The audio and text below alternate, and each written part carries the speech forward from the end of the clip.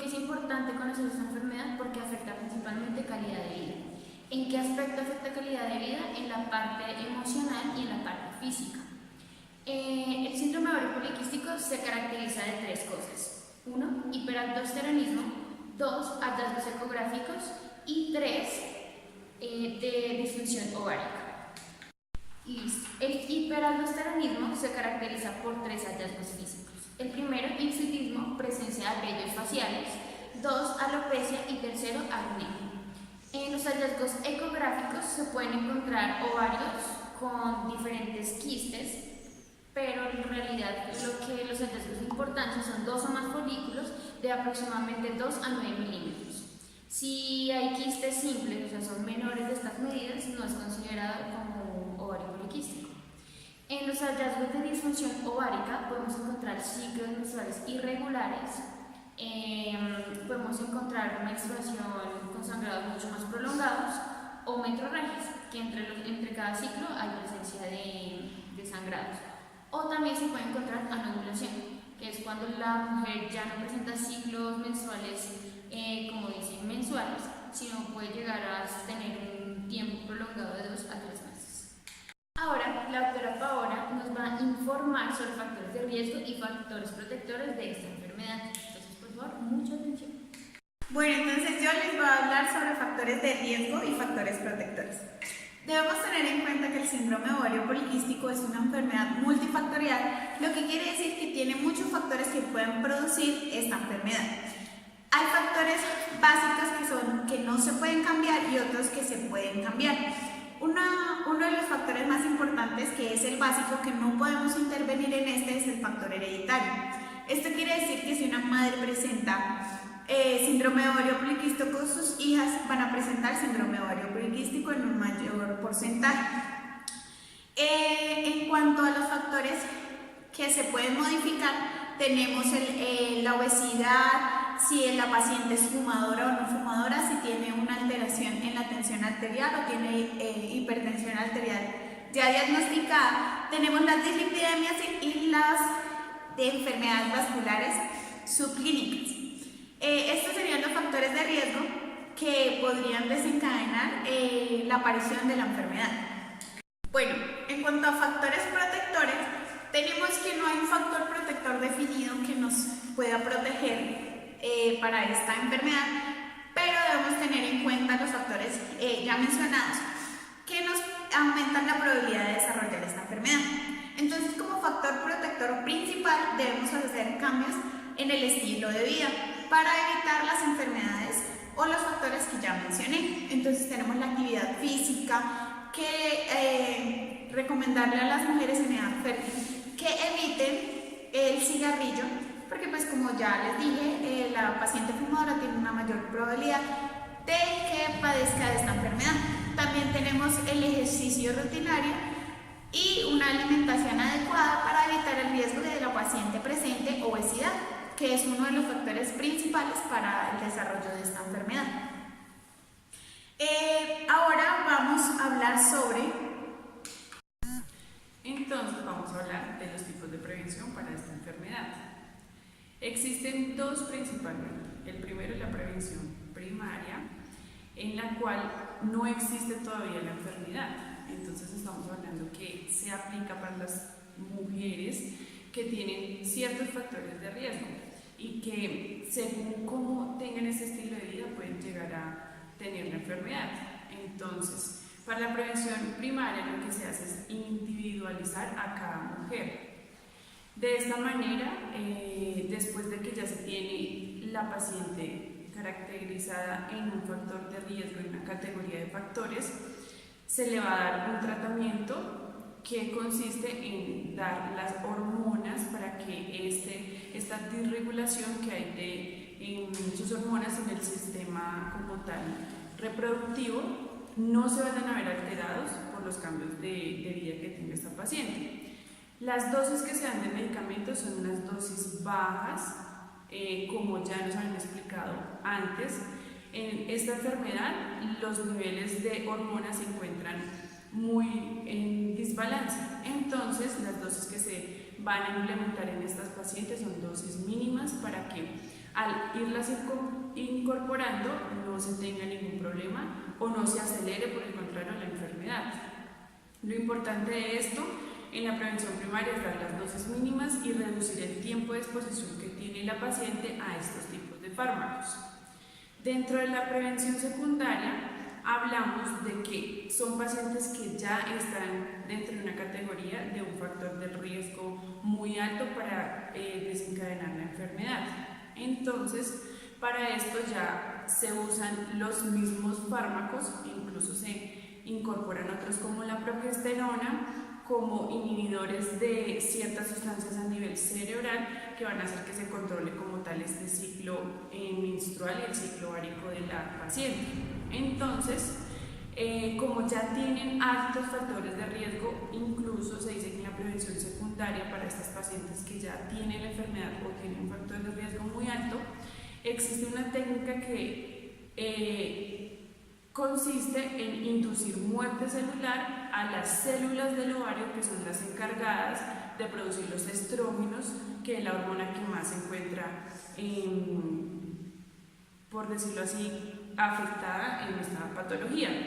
La otra es lograr por medios de ya técnicas más invasivas la cancelación del ciclo celular de replicación que hacen las hormonas dentro del ovario. Estos son unos métodos más avanzados, pero que igual todavía están en estudios.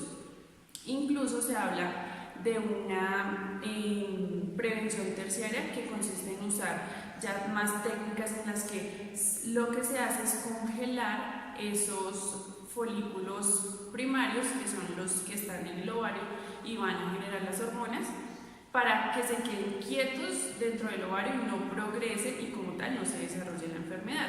¿Cuáles son las cosas en contra de estas técnicas? Que si una paciente quiere quedar en embarazo no podría hacerlo, porque como antes nos explicaron, la ovulación es la que permite que ese óvulo se encuentre con el espermatozoide y como tal se genere pues un feto y se desarrolle un embarazo.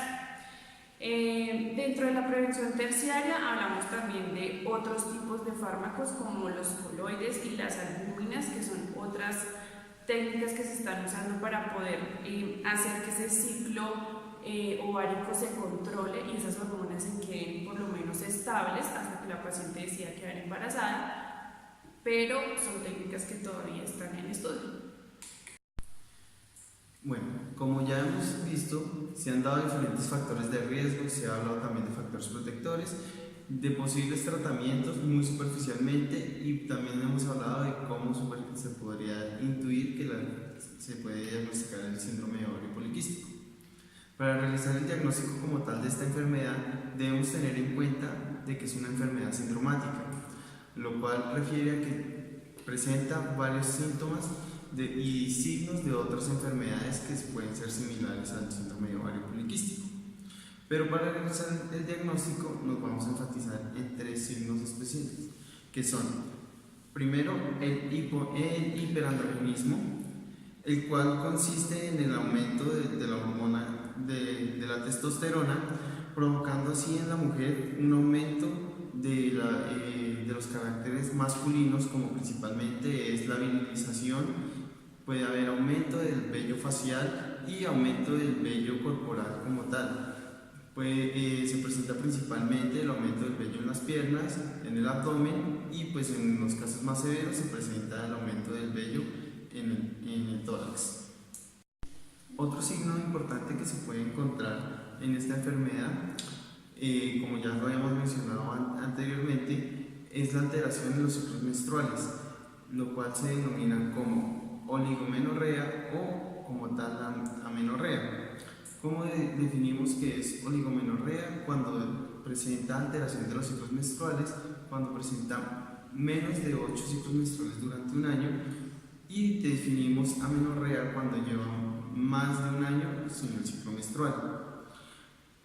Otra manera de diagnosticar el síndrome de ovario poliquístico es de manera ecográfica, cuando se realiza una ecografía en donde se observan los ovarios y pues como ya lo habíamos mencionado, se observan diferentes quistes en cada uno de los ovarios, en donde cada quiste debe medir aproximadamente de entre 2 a 9 milímetros o debe tener aproximadamente contenido de volumen de 10 mililitros.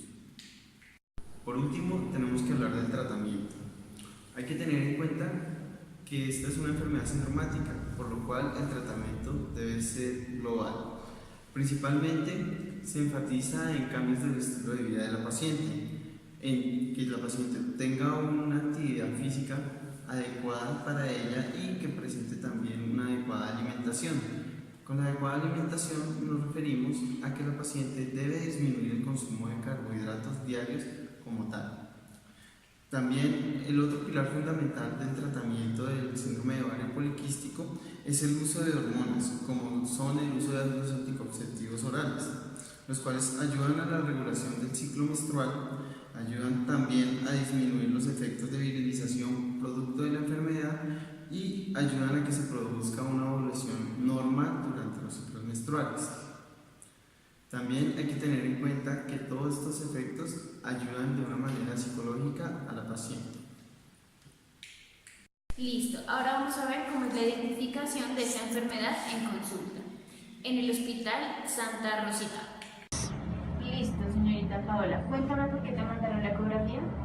No, doctora, lo que pasa es que me está llegando un periodo súper fuerte, me duele muchísimo, me dura 3 meses sin venir, a veces más, a veces menos, y ya estoy muy preocupada. Listo. Entonces vamos a revisar tus ovarios, el útero, cómo están, y vamos a mirar si hay quistes. En caso de que hayan quistes, más de 10 quistes mayores a 6 milímetros, se hace el diagnóstico de ovario poliquístico. Por lo que veo, no tienes hirsutismo, no tienes, lo único que tienes son trastornos de la menstruación. Pues vamos a confirmar esto. Entonces, por favor, acuéstate.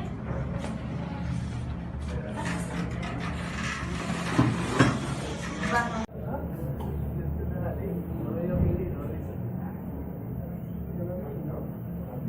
En el lado derecho tienes aproximadamente 11 quistes que miden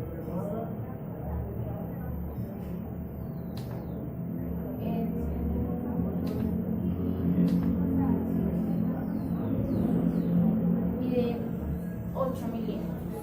¿Listo? Lado izquierdo.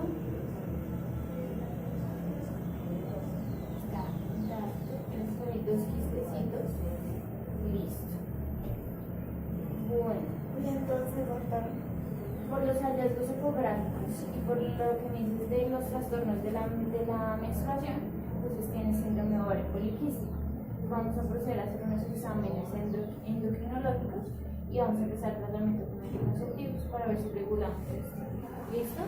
Lo ideal es que hagamos una evaluación quirúrgica por anestesia y ya luego mandar otros exámenes para mirar si se pueden extirpar estos quistes. Vale, muchísimas